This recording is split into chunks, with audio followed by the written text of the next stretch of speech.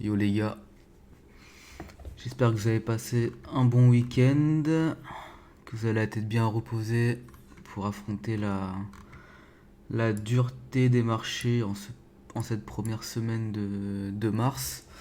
Et aujourd'hui, je voulais vous parler d'une vidéo, une vidéo que j'avais vue il y a maintenant peut-être 4 ou 5 mois. C'est une vidéo qui a vraiment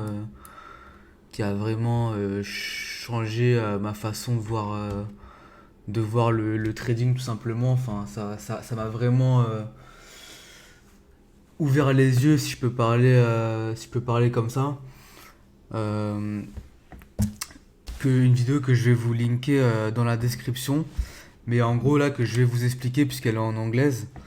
Je vais vous sortir une phrase en gros de cette vidéo qui vraiment, enfin je vous dis moi ça a changé ma façon de trader, enfin ça a changé ma façon de moi me comporter sur les marchés et vraiment ça a été un tournant on va dire pour moi donc je voulais vous en faire profiter tout simplement et je vais essayer d'expliquer ça avec mes mots.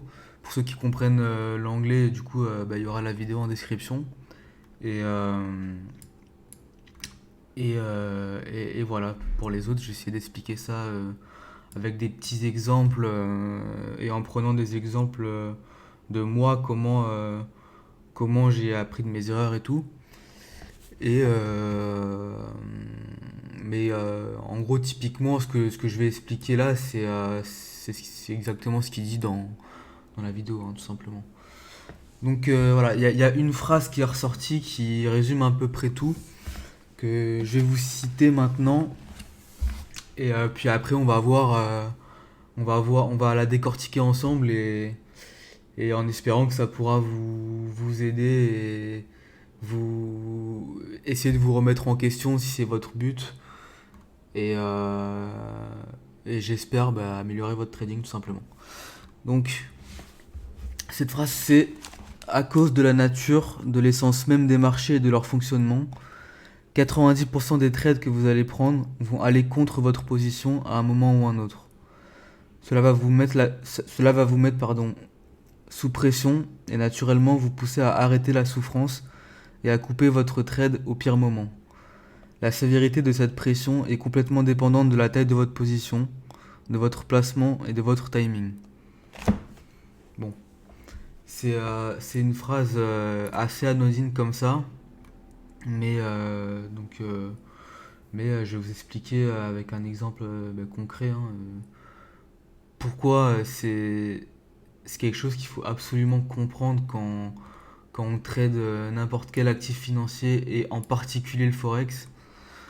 Le forex qui est un actif qui dans 80-90% du temps et dans n'importe quelle unité de temps euh, est en range en fait. Elle est pas en tendance.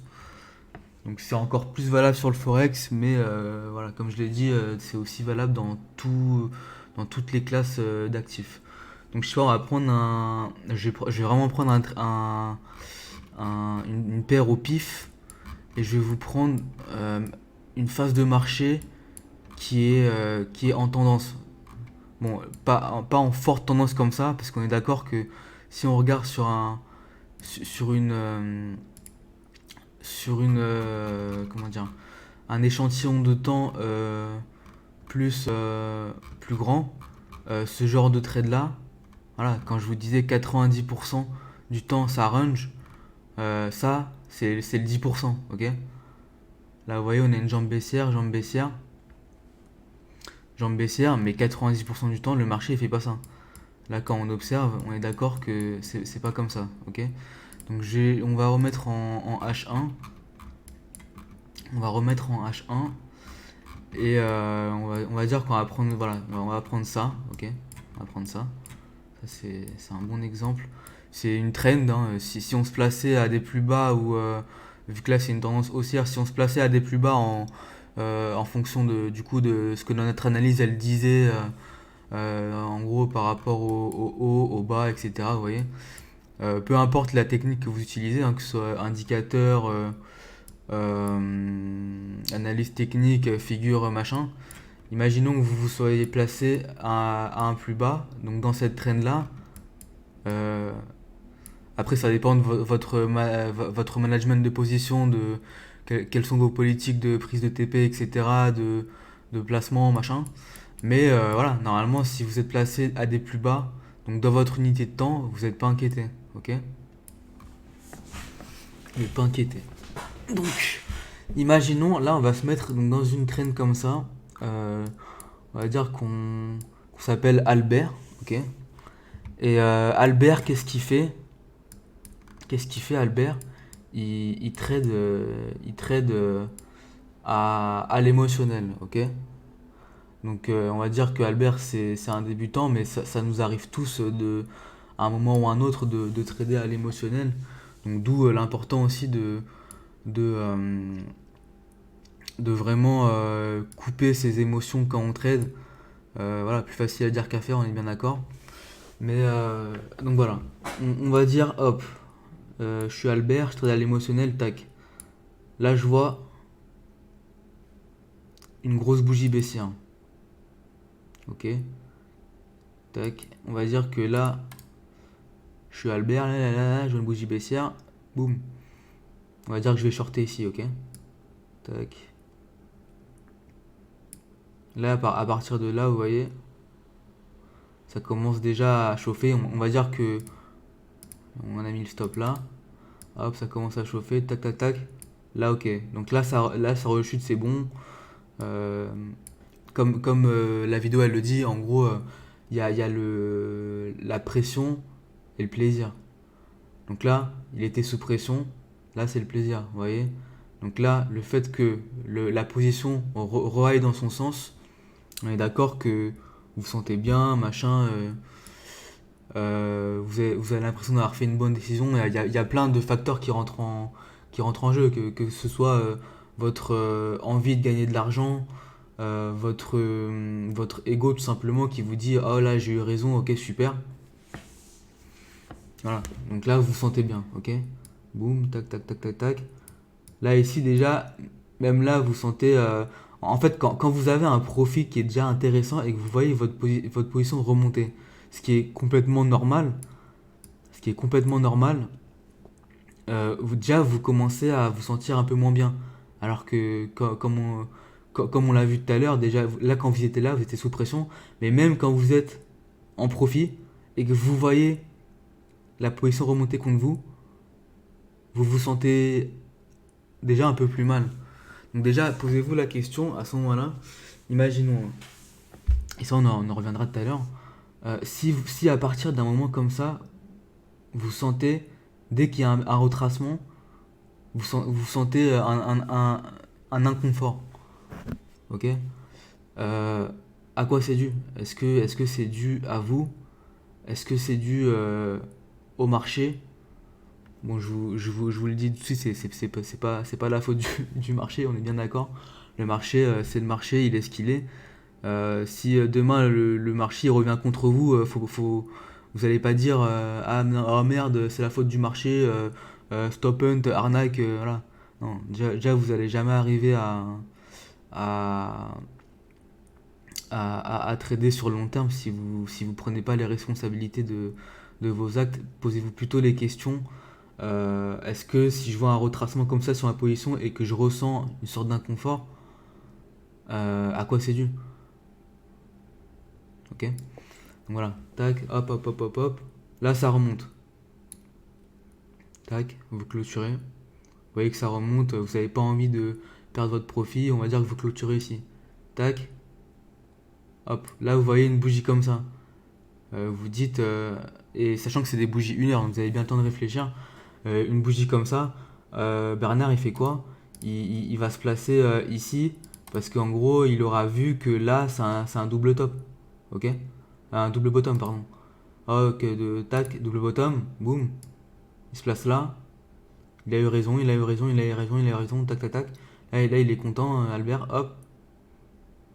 Et là, il voit déjà que la position elle, se met à revenir contre lui, donc mais il se dit, il peut se dire, tac, là c'est un biseau, machin, ça va continuer.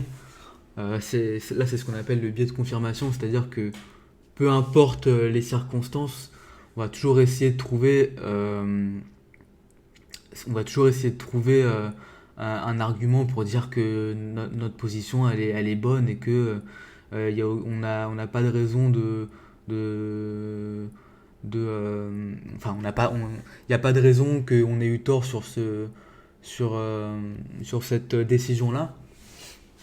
Donc là c'est un drapeau, mais ça aurait pu être n'importe quoi. C'est bien pour vous montrer qu'on peut trouver n'importe quel setup pour se conforter dans notre ego et se dire qu'on a raison à un moment donné. Ok. Donc voilà, le biais de confirmation, c'est quelque chose on y est tous sujets à un moment donné. Moi, le premier, j'y suis sujet parfois, beaucoup moins qu'à mes débuts, mais toujours, ouais, enfin, ça m'arrive encore de faire des gros biais de confirmation comme ça, d'avoir un biais haussier ou baissier, de me dire, ah, ok, là je vois un pattern, donc c'est là, ok. Enfin, voilà. Mais je le fais déjà beaucoup moins qu'avant. Et, euh, et quand on progresse, de toute façon, on apprend à devenir de plus en plus rationnel. Et ce genre de tendance à vouloir conforter notre ego, de vouloir avoir raison, c'est quelque chose qui se dissipe peu à peu. Euh, mais qui se dissipe pas naturellement. Bien sûr, il faut faire du travail sur soi, sur sa psychologie. Euh, la psychologie qui est intimement liée à nos résultats. On est bien d'accord. Donc plus on trade, donc plus on s'en rend compte. Ok. Donc là, voilà, il pense que ça va remonter, hop. S'il est encore plus, on va dire, greedy, là, il pourrait même à la limite renforcer sa position. Vous voyez. Bon, on va dire qu'il le fait pas, mais quand même, boum, tac, la position elle revient. Donc là, pression, pression. Là, il est pas bien du tout. Hop, on va dire qu'il a mis son stop là. Il voit que la position elle fait comme ça. Hop, là, il stop ici. Vous voyez. Tac. Donc là, déjà, on est atteint psychologiquement, hein. Hop. Et là, il voit qu'en fait, ah non, ici, ok. En fait là, la structure qui est là, c'est c'est un plus gros retracement. Là, là, je peux me poser en mode, en acheteur avec un stop ici, ok. Et encore une fois, je dis pas que c'est un truc bête à faire. Je dis juste que si c'est dans votre plan et dans votre analyse, ok, il y a aucune raison de ne pas se lancer là-dedans, mais il faut assumer le trade après. C'est-à-dire que si le trade il revient comme ça, vous n'allez pas commencer à vous dire ah ben non, là en fait ça c'était juste un canal comme ça pour revenir à la baisse. Vous avez lancé votre trade, vous avez déterminé votre stop, vous savez où est-ce que vous allez avoir tort. Il devrait avoir aucune raison d'arrêter votre trade en cours. Déjà ça, pour moi, ça c'est une première chose. Euh, et quand j'ai appris ça, parce qu'en fait, quand on trade à l'émotionnel, c'est lancer une position, mais c'est aussi la couper. On est d'accord que couper une position, c'est une décision de trading. Voilà, moi je me suis rendu compte de ça, que je devais pas couper mes positions avant que mon stop il soit atteint, euh, puisque je sais que quand le stop il est atteint, je vais perdre ce montant et j'ai déjà accepté d'avoir perdu ce montant. Voilà, je laisse mon trade faire ce qu'il a à faire. Une fois que je suis lancé, je vais pas laisser mes émotions, on va dire, dans l'idéal, hein, je dis bien, influer sur ma position. Je crois en mon analyse. Vous voyez, j'ai fait mon plan de trading, mes notes, mes, ouais, voilà, mes analyses. Vous voyez, là, je documente tous les jours quasiment, tous mes trades. J'ai fait des backtesting qui ont prouvé que dans le passé, mais ces setups-là, ils ont marché. Voilà, je me suis lancé là-dedans, c'est pour une raison. Et, euh, et je m'en souviendrai de pas couper ma position, même si elle arrive ici. Vous voyez. Donc là, hop, tac, boum, boum, boum. Là, super, ok, profit, vous êtes en profit. On est bien d'accord, là, vous êtes en profit. Donc là, bon, là, c'était une position gagnante, ok. Imaginons que là, vous ayez un excès d'euphorie, ok, genre le plaisir, l'euphorie. Boum, une bougie comme ça, vous placez là-dessus, ou vous placez là, boum, ok. Imaginons que vous soyez placé ici, pardon. Hop, vous voyez que la position, elle fait un gros truc comme ça, et là, boum, elle revient contre vous. Il suffit que vous soyez là, sachant que là, vous êtes déjà placé ici, donc vous êtes à 2 fois votre risque normal. Donc là, vous voyez une position revenir comme ça. Je pense qu'à 2 fois votre risque normal, déjà, vous vous posez des questions s'il ne faut pas couper le trade ici. Là, il suffit que vous soyez mis à break-even. Vous sortez de position tout simplement. Alors que, bon, là sur le coup, elle allait bien repartir juste après. Là, c'était juste un flush break-even. Donc, ça, peut-être qu'on en reviendra un peu plus en détail dans des prochaines vidéos. C'était un flush break-even, boum, le marché il part instantanément après. Tac. Bon, voilà, ça pourrait être comme ça à l'infini. Vous voyez, tac, tac, tac, je me lance là. Je me lance ici à un plus bas, boum, j'ai pas pris mes profits. La position elle remet contre moi, hop, mon stop, ou alors je coupe ici parce que je suis en négatif. Et là, boum, la position elle repart. Vous voyez, tac. Donc, ça, c'est les marchés ils marchent comme ça. Ils marchent comme ça, et puis voilà. C'est c'est complètement dépendant de votre stratégie, de votre placement et de votre taille de position. On est d'accord que le fait que votre que vos émotions elles soient poussées à ce point-là, le problème il vient d'où? Le problème il vient d'où? C'est tout simplement déjà. Alors pour commencer, on va passer à la taille de l'eau déjà. Enfin, on va commencer par la taille de l'eau, pardon. Si on reprend notre exemple de tout à l'heure, on va reprendre notre trend, voilà, ici. Je sais pas si c'était celle-là, ouais, c'est peut-être celle-là. Si vous avez 1% de risque. Moi je prends 1%, mais on va dire que c'est la valeur refuge, ok? 1%. Moi je mets 1% sur tous mes trades. Sur tous mes trades sur le forex, sur les indices c'est 0,5% parce que je fais de l'intraday. Parce que voilà, j'ai estimé que moi, pour mon cas personnel à moi, encore une fois, c'est pas une vérité. Pour vous, ça peut être.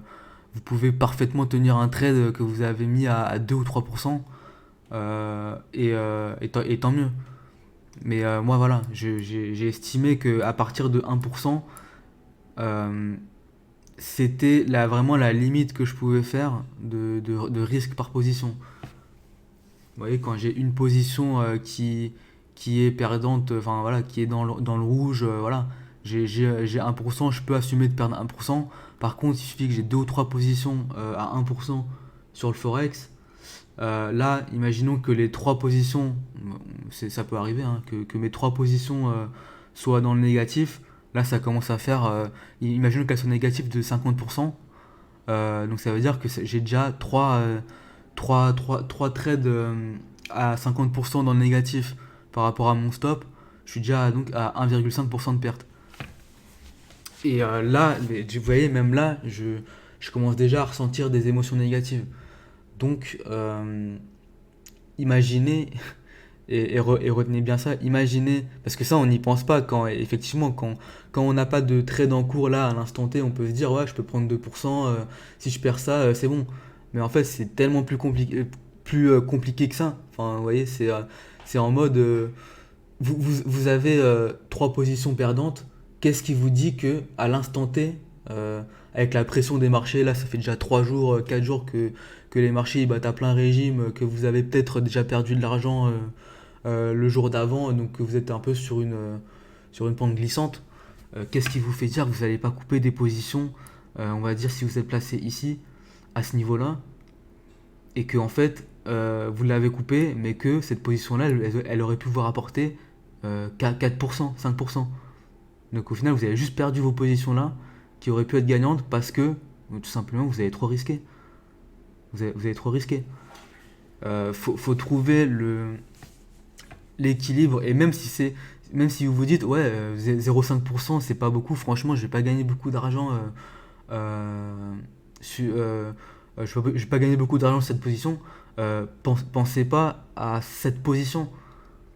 Je pense que ça c'est quelque chose de primordial. Pensez pas à cette position, pensez au long terme. Pensez à est-ce que si je risque 2% à chaque trade, et que est-ce que enfin, cette manière de, de risquer 2%, c'est c'est rentable sur le long terme? Est-ce que je vais arriver dans toutes les conditions de marché à tenir 3 ou 4 trades dans le négatif avec 2% de risque? Posez-vous cette question-là, et surtout monitorer, faut vraiment, et d'où l'importance du journal de trading. Moi maintenant, avant quand j'ai commencé, j'avais pas de journal de trading.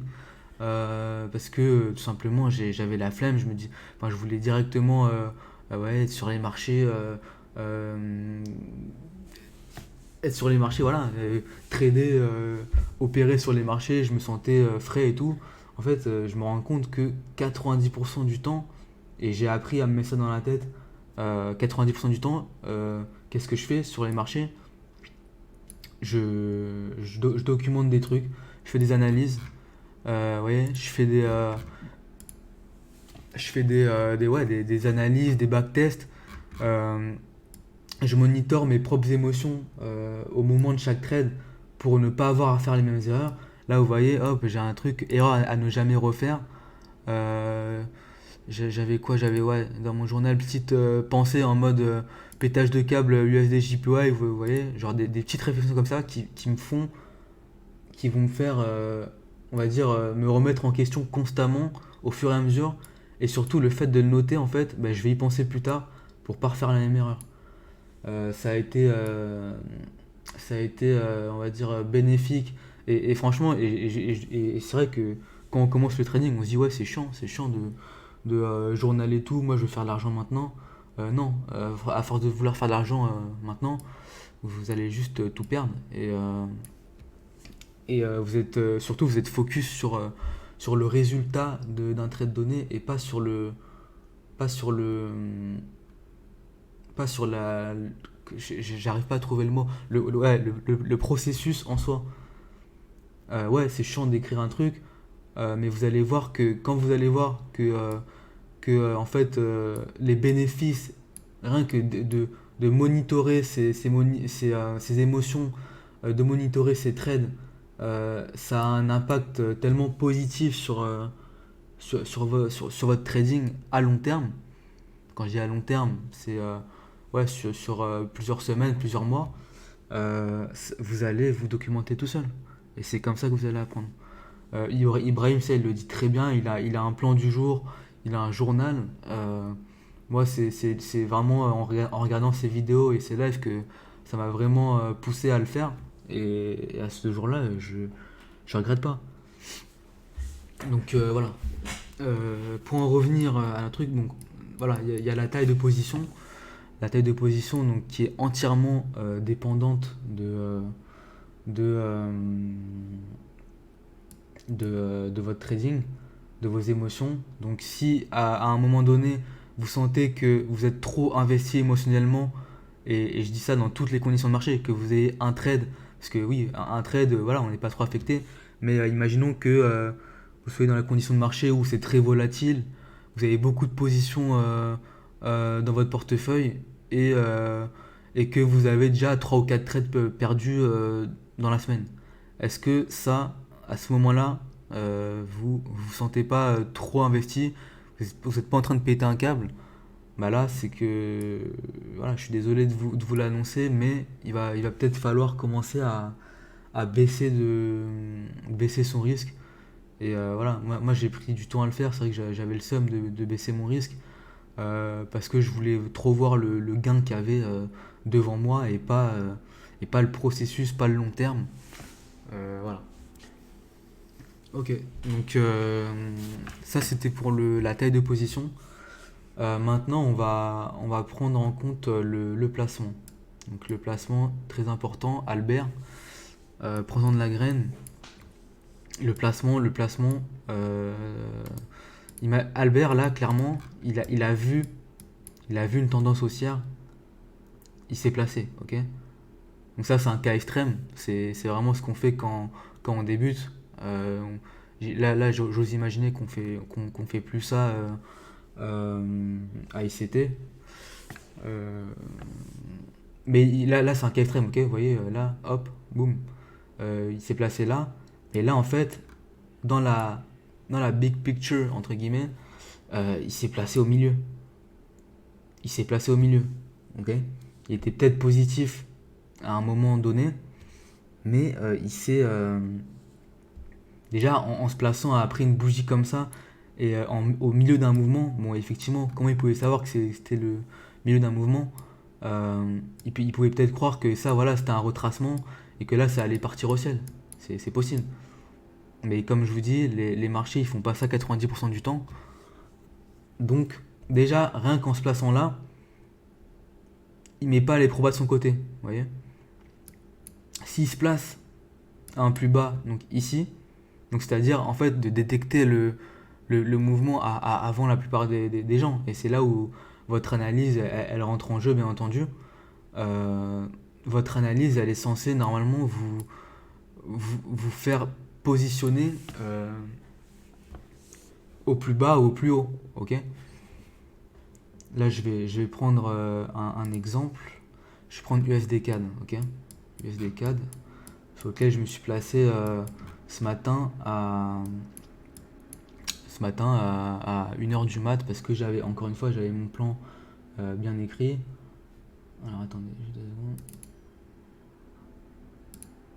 Tac. Ouais, donc USD CAD, hop, j'avais mon plan. Hiver, tac. Donc j'avais tous les scénarios qui étaient possibles à l'open du marché. Donc là, j'avais tac, 2 cas de figure. Donc si le prix rejette fortement à la baisse dès dimanche soir sans prévenir personne, il faudra prendre la vente avec un stop 10 points au-dessus de la bougie. Prendre ce que le marché nous donne ou perdre tout. Ou alors, si le prix rejette à la hausse, on attendra un free push pattern suivi d'une consolidation après le flush du prochain high qui est une forte zone de valeur, comme sur l'image. Donc, qu'est-ce qui s'est passé à l'open du marché? Un de mes deux scénarios s'est fait. C'est-à-dire qu'à l'open, hop, gap par le haut, énorme bougie de 50 pips. Je me suis placé. Ok. Dans ma structure principale, pour moi, dans ma structure principale, je vais vous mettre plutôt TradingView parce que bon là c'est un peu... non, ok, c'est pas grave. Vous voyez, j'avais déjà vu donc vendredi que ce high il avait été flush. Le journalier il annonce une énorme étoile du soir. Donc ça veut pas dire qu'on va shorter directement, on est d'accord. Pour moi ça c'est pas un signal assez puissant. Quoi qu'en journalier c'est quand même conséquent. Moi mon but en gros c'était de trouver... je savais qu'en gros ici, vous voyez si je mets le marché comme ça, zone de valeur ici, le prix il vient taper et rejeter ici. À me placer ici, je me place en haut du marché. Mais encore une fois, est-ce que je sais si le prix il va baisser ou s'il va monter? J'en sais rien. On est bien d'accord, j'en sais strictement rien. Mais à cette zone-là du prix, mon analyse disait que si je me plaçais en vente, je mettais toutes les chances de mon côté, puisque de toute façon, si là la vente elle prenait, encore une fois le prix pouvait faire comme ça et je pouvais me faire sortir, mais si là la vente elle prenait, et ben mon prochain TP il serait ici, et mon TP en swing il serait là, ok. Donc là c'est en swing c'est 450 pips, donc quoi qu'il arrive j'ai mis en fait de base en plaçant là, j'ai mis toutes les chances de mon côté en plaçant en potentiel haut pardon du marché. Voilà. J'ai mis mon stop 10 points au-dessus de la bougie. Si je me faisais sortir, tant pis. Et là, vous voyez, donc là, ça a pris. Ok. Je vais vous reprendre un exemple. L'exemple que je vous avais déjà mis, Euro USD. euro USD sur ce flush là.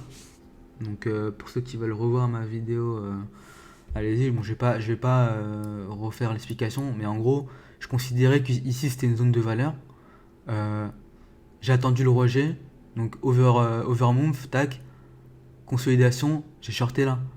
Parce que je savais que, enfin, je savais absolument pas où le prix allait aller, mais je savais que, regardez, si je me place là à l'achat, euh, je me place, là il y a des zones de valeur, là il y a des zones de valeur, euh, voilà.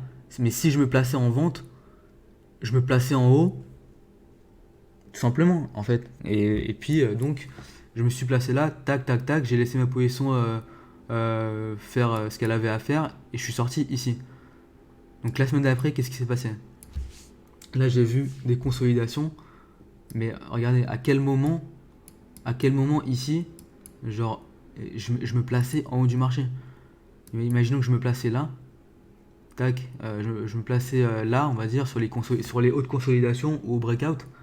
Je savais qu'en gros, ma, ma, ma pression allait être mise en cause à un moment ou à un autre du marché, et ça, je peux. Moi j'essaie de maximiser en fait mes chances de pas me faire mettre sous pression, et, euh, et ça arrive tout simplement en se plaçant aux meilleurs endroits possibles. Voilà, donc ça c'est. Voilà, c'est pas les pivots, c'est pas le RSI qui va vous donner ça, c'est juste votre analyse, l'analyse du price action. Moi, bien entendu, j'ai rien contre les indicateurs, on est d'accord. Mais voilà, donc les indicateurs et tout, le fait de se placer là, ça vous aidera jamais à vous placer en haut du marché. Là, à la limite, je me serais placé ici, vous voyez. À la limite, je me serais placé là. Et même là, j'étais pas à l'abri. On est d'accord qu'on connaît pas le futur. J'étais pas à l'abri que le prix, si je me plaçais là, il fasse comme ça et qu'il revienne là pour flusher tout le monde ici, boum, et repartir à la baisse. Ok. Donc voilà. Tout simplement. Je ferai une vidéo sur mon plan de la semaine. Mon plan de la semaine. Ouais, juste un dernier truc. Vous voyez, USD JPY, et ça, j'espère que ce sera un cas d'école. Euh, Ce sera un cas d'école. Vous voyez, si je mets ça, donc là, vous voyez, quand je vous ai expliqué ici, j'ai vendu là. Je savais pertinemment que le prix, il allait baisser. C'était juste une question de temps, et il fallait que je trouve un pattern. Sauf que là, j'en avais absolument pas. Les ETE, normalement, je les traite pas. Là, le haut d'ici, il n'avait pas été flush. Pourtant, j'étais déjà placé à 1% ici et à 1% ici. Ok, donc là, je suis déjà à 2%, alors que j'ai même pas été trigger. Donc, pas nous respect du plan, surposition, et au final, boum, boum, boum, boum, boum, tac. Le marché, il va fortement contre moi, forcément. Forcément, ok. Et on en revient à la phrase. Cela va vous mettre sous pression et naturellement vous pousser à arrêter la souffrance, à couper votre trade au pire moment. Au pire moment, ok. Donc si là c'est vraiment pas une illustration que c'est au pire moment, moi je vous avais dit, ma position je l'avais coupée à moins 10 000 euros, je l'avais coupée là. Ok. Je l'avais coupée ici. Boum. Et qu'est-ce que le prix l'a fait? Il est allé dans la direction où je l'attendais quand j'étais placé ici. Boum. Et là je m'attends à ce qu'il baisse encore jusqu'à 106. Voilà, je me suis bien fait enculer. Mais encore une fois, à aucun moment je peux dire ouais, c'est la faute du marché. C'est de ma faute. Vous voyez, j'ai pas respecté mon plan. J'ai fait de la merde. Et je dois m'en vouloir qu'à moi-même. Ok. Euh, et j'ai noté. Donc voilà, que ça me serve de leçon. Maintenant, je l'ai noté. Et puis au moins, maintenant, je le sais. Je l'ai dans mon petit journal.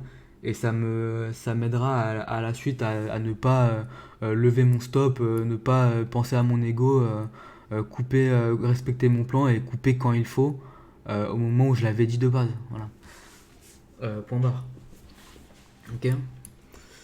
Voilà, c'est à peu près tout. Voilà, c'était juste un petit rewind là sur ma position catastrophique de UJ. J'ai quelques plans là pour cette semaine.